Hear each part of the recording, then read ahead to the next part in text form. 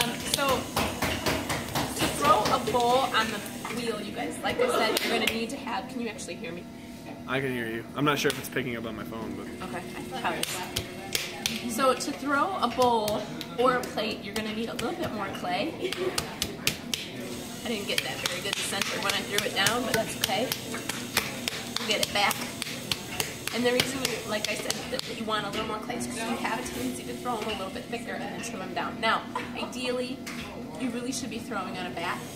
I didn't think about that before we started, but you should be throwing in a bat. I can probably get off the wheel. It depends how big the bowl I'm going to make. The reason a bat is nice is because after you throw it, you can actually remove it from the wheel. When you start getting into bigger forms, like it's hard to remove them if they have any outward motion. If they're straight up and down, they're pretty easy to get off, but plates for sure you need them. Bowls, I would do it as good practice. Okay. So the thing about the bowl is that it's the one, sorry Lally. It's the one form that's a little bit different than a cylinder because you skip a step, you don't go to the floor.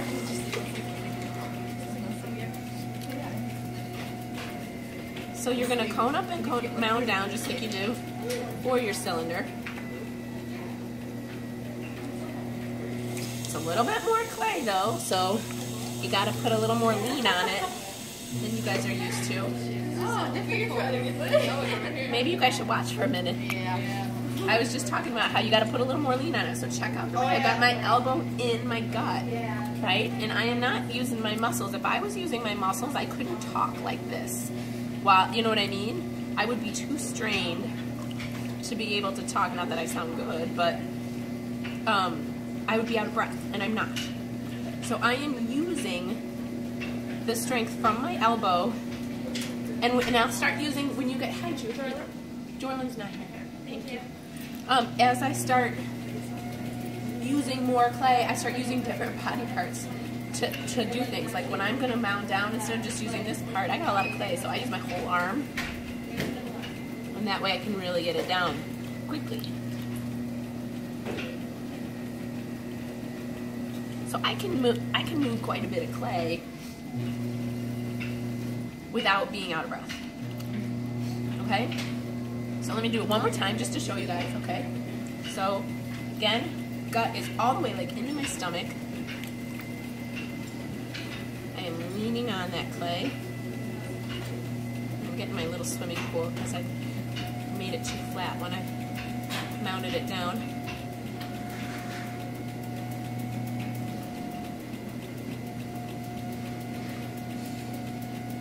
And then, wow, I'm a sloppy thrower today. And then I can use my arm like this to bring it back down. Okay?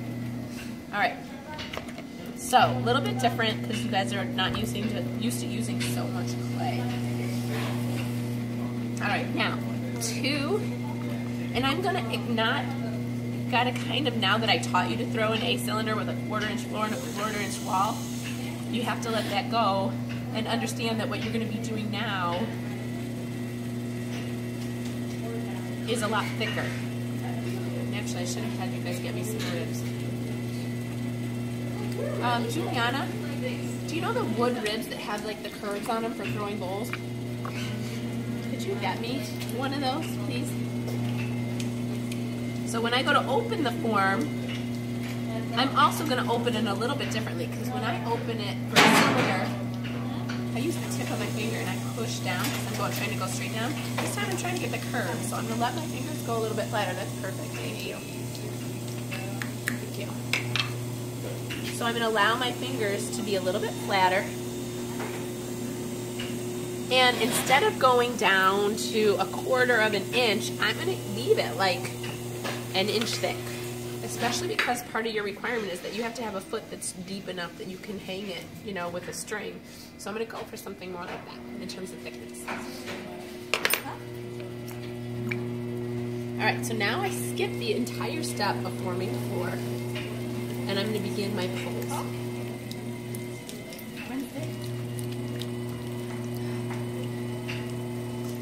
Notice how I keep it clean. You know, I'm constantly wiping the slime off, you know, all that slippy stuff, and adding fresh water. If your water gets thick, like cream, it is time to replace your water bucket. All right, so look at my hands. So I'm gonna start my pull from here.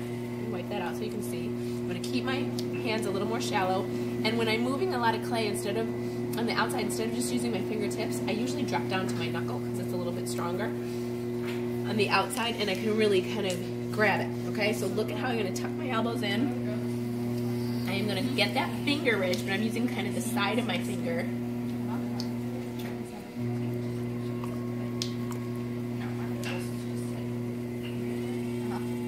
And then I'm grabbing a hold of that.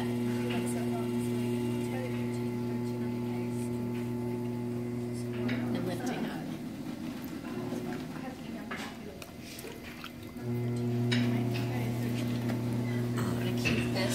One thickness.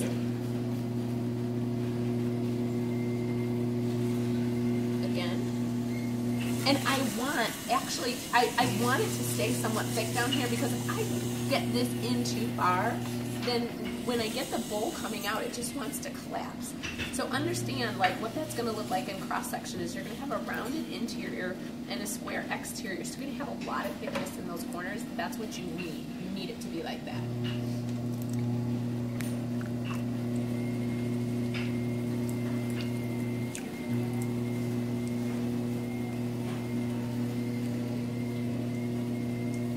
Start easing up on the bottom.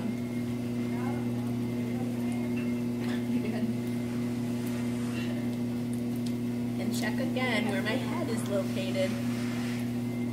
I've got it dropped down to the side so I can see what I'm doing.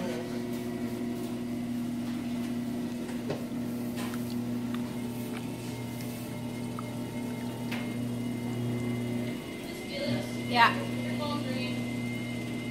Oh. Somebody like to answer it and say West Leyden High School.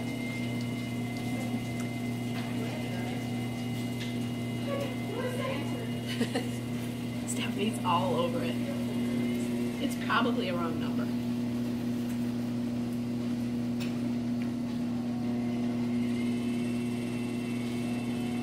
All right, I'm not gonna let the shape form super strong now, because if I let the shape form now, it's harder to keep it under control.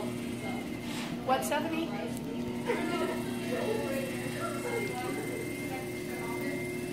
One more time.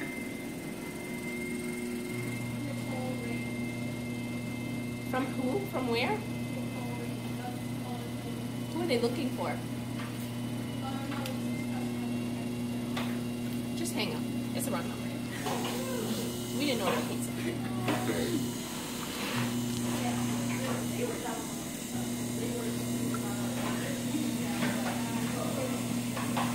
Okay, so I'm not letting it flare out as much as it will in the end just yet, because I want to keep control of it.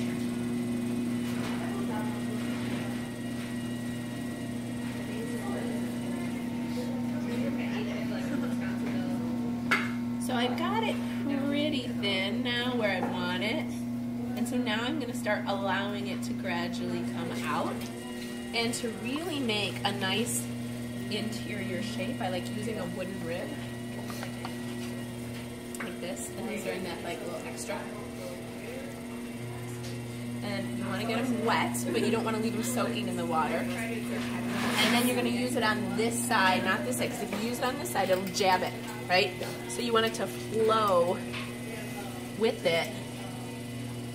And then you can use that to extend the form and to create a really nice round bottom.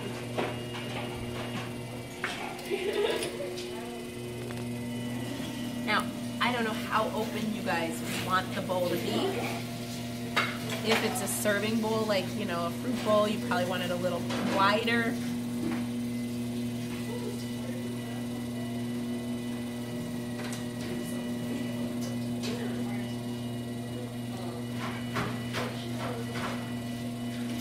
You can also use metal ribs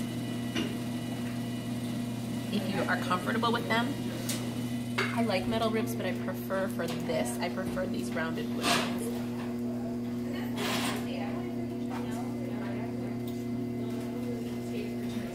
So I just, after I've got it as thin as I want, I just slowly keep working it. You notice I do it in reverse, so I start at the top and I work my way down. I always want to be careful when I get to the bottom though, because I don't want to go over center. If I go over center, I end up on this side, and that's when I gouge it.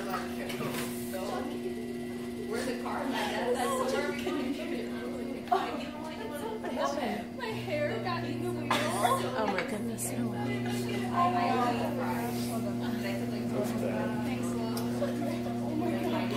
911 emergency. Student's hair stuck in powder. Okay, so the last thing I want to do is I want to refine that lip a little bit. I could keep going with this if I wanted to, but I think you guys get the gist. So I want to refine the lip. Can you reach behind you, Tammy, and hand me a little piece of plastic on the This or bigger? That's perfect. I just actually need, like, could you rip that hand, a little chunk of it off? So this lip looks a little rough. You can use just a little piece of plastic from a plastic. That's perfect right there. A little piece of plastic from a plastic bag. And what you can do is if you just gently wrap it around the lip of the piece like this, and the softer the plastic, the better.